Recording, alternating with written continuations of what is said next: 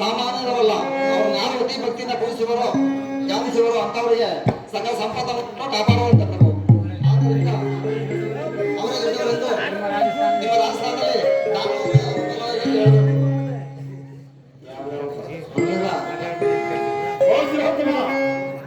ನಾವು ಮಂಗದೇವರ ಮಹಿಮೆಯನ್ನು ಕೇಳಿ ನಮ್ಮ ಮನಸ್ಸಿಗೆ ಬಹಳ ಸಂತೋಷವಾಯಿತು. ನಾನು ಕೂಡ ಧ್ಯಾನಿಸಿದೆ.